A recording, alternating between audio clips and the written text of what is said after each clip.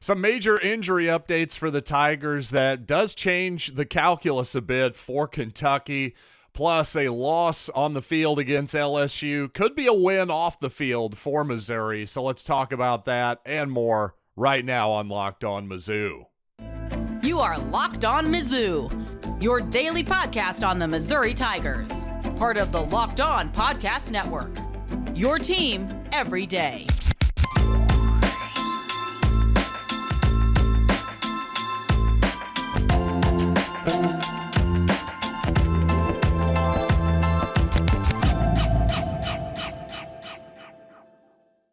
Hey, all you true sons and daughters, I'm John Miller, your Mizzou mafioso and the central scrutinizer of Missouri Tigers football and basketball. And just as a reminder, download the GameTime app, create an account, and use code LOCKEDONCollege for $20 off your first purchase. And to start off the show here, unfortunately, some bad injury news here for Missouri against Kentucky. Ennis Rakestraw been fighting a bit of a groin problem here for a few weeks now. Sat out the Memphis game with that injury. Did not play in the second half of the LSU game either. And, well, I thought Missouri's defense was quite a bit noticeably different without Rakestraw in the ball game. And Drinkwitz said in his press conference yesterday, hopefully it's not something that lingers, but we'll hold him out this week. So obviously Rakestraw out for sure officially this week. And frankly, he's saying, Drinkwitz says he hopes that it's not something that lingers. Well, obviously it kind of has lingered already, so let's hope it doesn't continue to linger, obviously. And frankly, since yesterday over at FanDuel Sportsbook, the Missouri-Kentucky line has moved a half a point in Kentucky's direction. The Tigers now 2.5-point underdogs from 2. If the line moved because of this Rakestraw injury news, well, I think that makes a ton of sense. I think that's warranted. If anything, I'd move it all the way up to Kentucky by 3, because to me, in this ball game, I thought a simple fix for Missouri's defense, the problems that they've had lately, maybe just go back to more man coverage. Now that you don't have a runner at quarterback like Jaden Daniels to worry about, well, to me, press the receivers, use your defensive backs, especially on the outside, that are a real advantage for you. I thought that may have been the answer to at least some of Missouri's problems defensively. But unfortunately, with Rakestraw out, I'm not sure that you can feel as comfortable doing that. Drayden Norwood has definitely played good football, for sure, but I just can't say that I trust him as much as Rakestraw at this point. Just does not have the type of experience, and also that just speaks to the type of player that Ennis is, in my opinion. He's an excellent, excellent player, not only against the pass, he's been pretty doggone good against run support, screen support as a tackler, all that good stuff too. So that does worry me, obviously, that Rakestraw is out. Now, by the way, your second leading rusher in the SEC, Cody Schrader, well, he pulled his quad on Saturday. Apparently, Drinkwitz says if he's breathing, he's going to be trying to play, but also that he'll be questionable this week at best. So at the same time, though, he did practice yesterday, did so without the green no-contact jersey, so he was at least a close to full participant in practice, it would seem. So kind of some mixed signals there if you're trying to read between the lines. But if anything, I would think Nathaniel Pete should get more action on Saturday. I was a little puzzled why he didn't get some more touches on this past Saturday's game. Not that Schrader didn't play well. I would just like to have seen maybe Missouri run it a little bit more. But at the same time, some good news on the injury front. Brady Cook says now that knee injury suffered all the way back against Kansas State now in week 3, he says he's turned the corner. That's Brady's own words there, saying that he's now feeling a lot more comfortable running the football as well. So obviously that's really good news. And while, Brady Cook, his interception streak ended this past weekend, boy, his streak of, to me, playing good football didn't end. Despite a couple mistakes here and there, without a doubt, there's definitely some moments Cook would like to have back. But man, maybe we'll go into this maybe later on the show in more detail. But still, some excellent throws out there by Cook on the field, and I'm just looking forward to see what this Missouri offense can do in the back half of this season. And on that Missouri defense, well, Drinkwitz, basically his take was very similar to my take. He says, yeah, I don't know that there's like this quick fix that we're going to suddenly put in a brand new coverage. We've got to start doing the little things better, and that starts with coaching. And you know what? I agree with him over and over again. I just think Missouri has put itself out of position just with either bad tackling, bad angles, maybe busted coverage at times, miscommunication.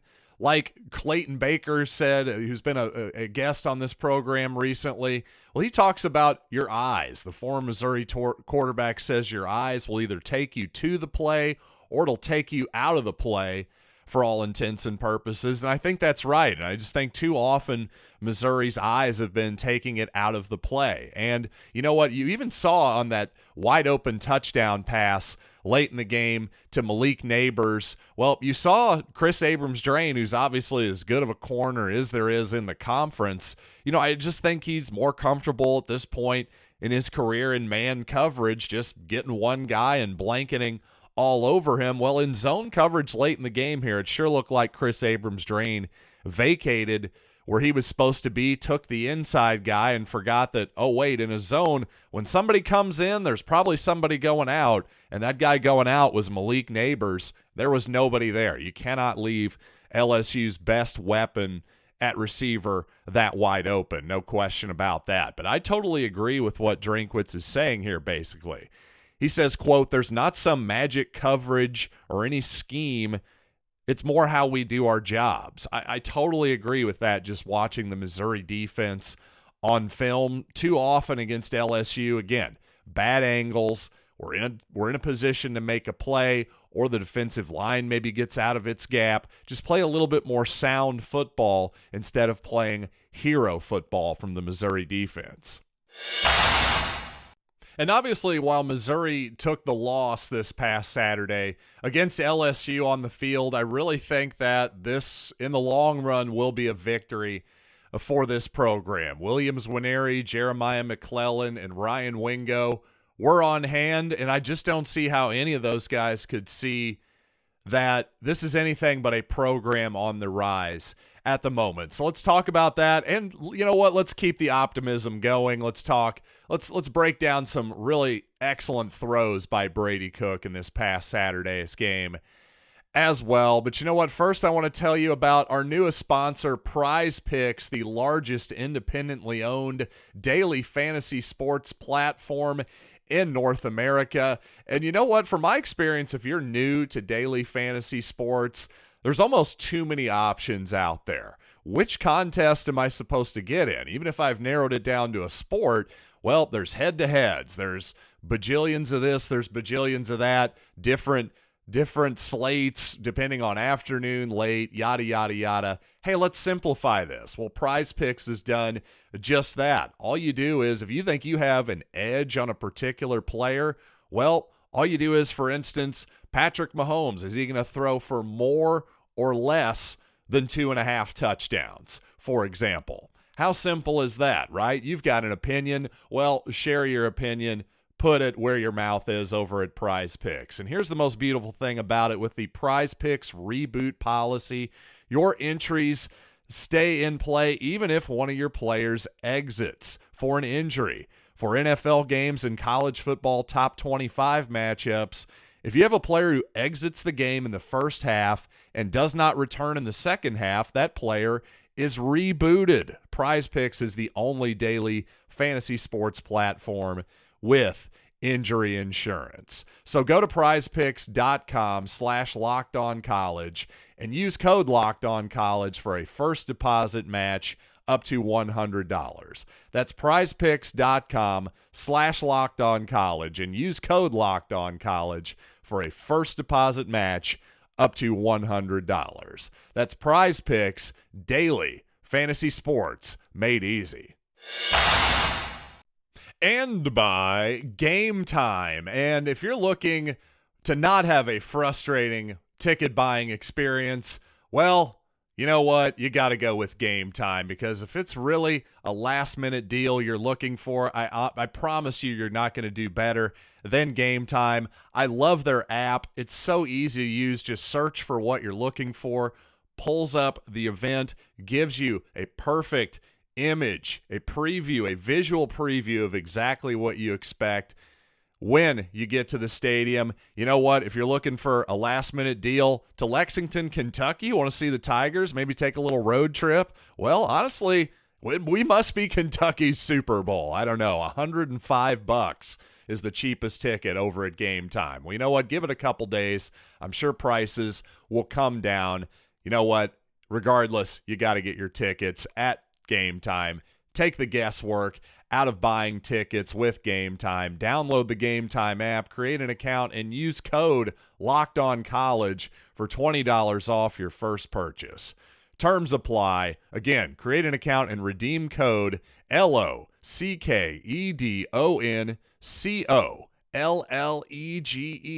for $20 off. Download Game Time today. Last minute tickets, lowest price guaranteed. Now, in the preseason for Mizzou football, I predicted 8 wins and 4 losses. And regardless of what your expectations were for this season, I think all Missouri fans simply wanted to see tangible progress from Eli Drinkwitz's program. And through the first half of this season, I think so far so good. Again, Missouri obviously lost a tough one against LSU, but at the same time, I think so far you have to say this is tangible progress. And I think if you're Williams Nwaneri, if you've committed to Missouri, you're maybe the top player in the entire country, obviously the edge rusher defensive end from Lee Summit, for those of you, for the uninitiated. But if you're thinking, oh, well, maybe Nwaneri's going to open up his recruitment after the disappointing Middle Tennessee State victory, well, that looks a little silly at the moment, because now if you're Nwaneri, if you're Ryan Wingo, if you're Jeremiah McClellan, a couple St. Louis area receivers there, McClellan currently committed to Ohio State, Ryan Wingo very much on the market, sounds like a Texas and Missouri battle for that 5-star receiver services. But if you're any of those 3 guys, how can you come away from that game as anything but encouraged about the state of the Missouri football program? Again, this just seems like tangible growth to me. Obviously, Missouri could have done some things better, but at the same time, if you're Williams Nwaneri, you're probably thinking, you know what? If I would have been out there, we might have gotten a couple more pressures on the quarterback. Maybe I take Daniels down a time or two, and maybe that's the difference in a victory. And I think last year you saw Missouri lose a lot of close football games. Well, this season, they've won more close football games than they've lost so far. Obviously, the LSU game didn't go that way, but to me, again, not everybody is going to have the type of elite offense that LSU has for the rest of this season. So you look at Florida should be a winnable game. Arkansas really struggling right now. I think Tennessee at home is every bit, if not more, winnable than the LSU game. Other than Georgia, who are you looking at and saying, well, Missouri definitely can't win that one? I just think a lot of good football left to play here. And again, if you're a recruit out on the recruiting trail, that's been Eli Drinkwitz's strength so far in many ways here. I think most of us can agree, well, nothing should slow down that momentum so far whatsoever. I think all of us would have taken a 5-1 start at this point in the season. And sticking with the theme of positivity here, certainly there were some positive moments on the field, many positive moments on the field despite the loss.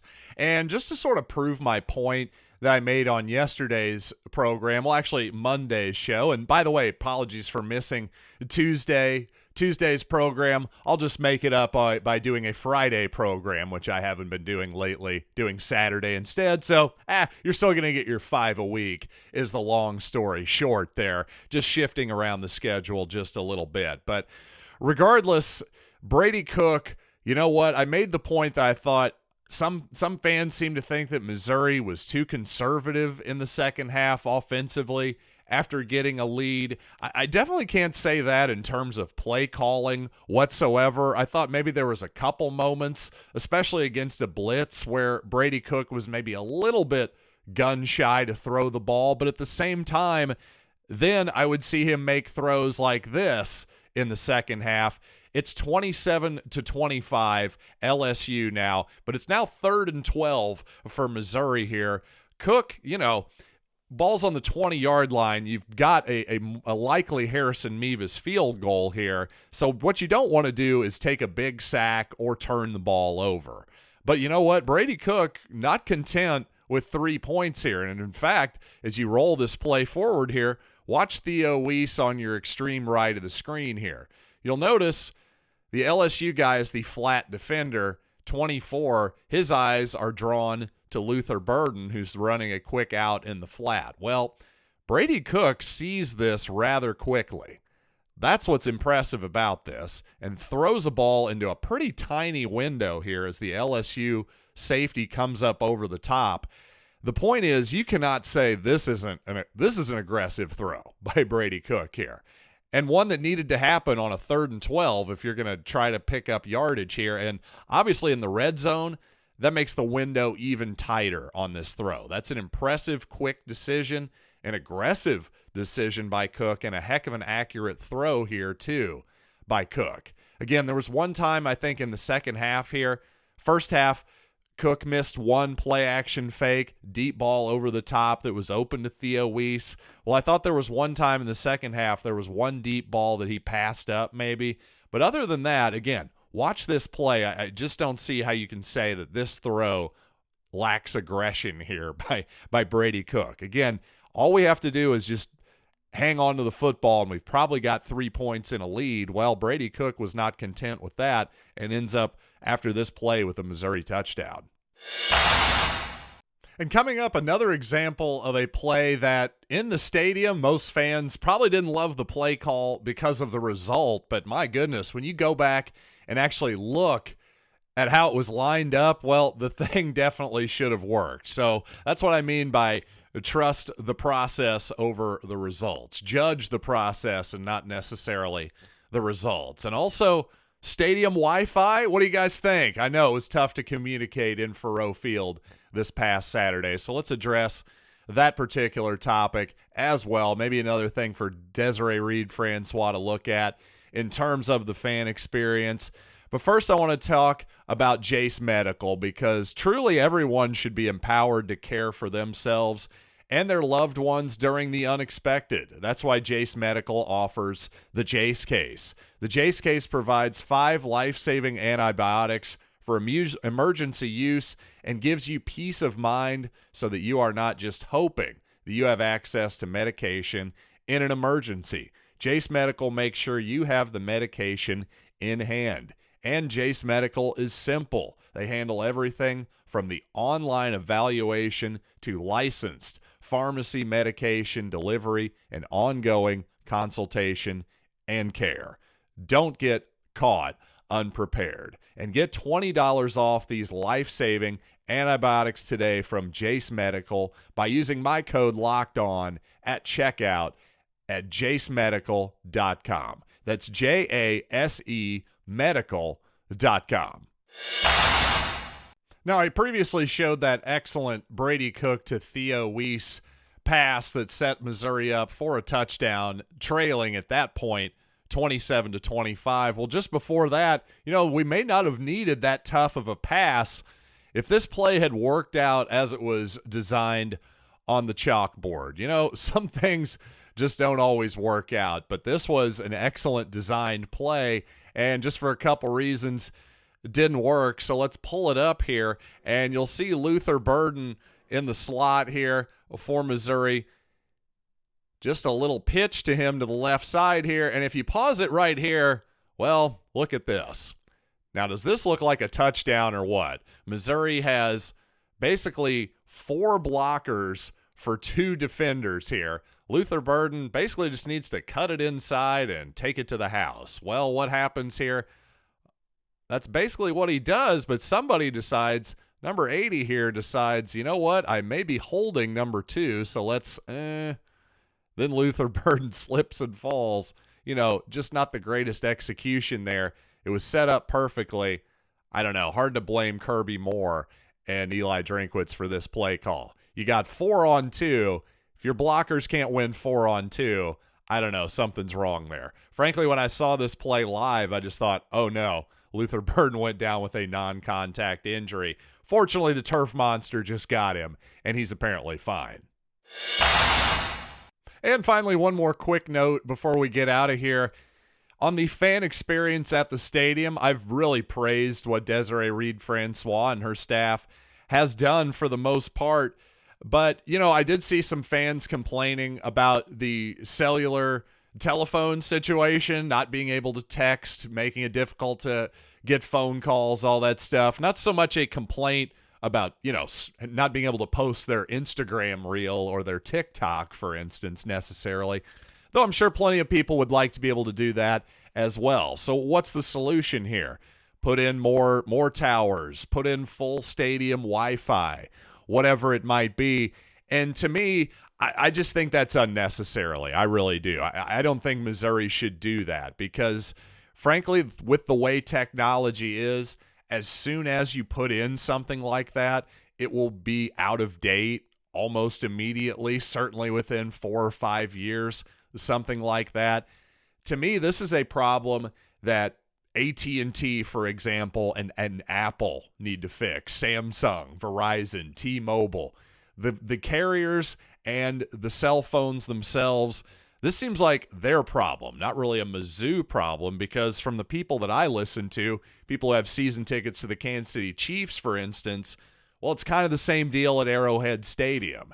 And I know Sprint used to be headquartered in Kansas City. I believe they were bought up by T-Mobile a few years ago. Not sure if they have their corporate headquarters anywhere there anymore. But the point is, if Kansas City is having this problem, they've got about as good an infrastructure as you're going to find in the country for cell service. Well, it's probably not going to be perfect in Columbia, Missouri either. So unfortunately, we just might have to go back to 2000 a little bit, to 1990s type of technology and planning, and maybe just plan out our meetings up a little bit, say, hey, I'm going to be over in this lot. Hopefully I'll see you there, that kind of deal. But unfortunately, I was trying to meet up with some people, give them some information. Just wasn't quite happening. Well, those are the breaks. I think that's just the way it goes, especially when, hey, you've got a sold-out stadium. Well, obviously that puts much more stress on your cellular capacity around the stadium. Again, it would be nice if it was better, if it were a better experience with that. I agree. I just don't think spending millions of dollars, for instance, or even hundreds and hundreds of thousands of dollars on a stadium Wi-Fi system that may or may not address the problem fully just seems like that's going to be antiquated pretty quickly and kind of a waste of money. Let the big boys and the big corporations figure it out for all of us. But you know what? Thanks as always for making Locked On Mizzou your first listen every day. And for you everydayers, again, apologies for not getting a show out yesterday. I'll make it up with a Friday show this week for you right here on Locked On Mizzou.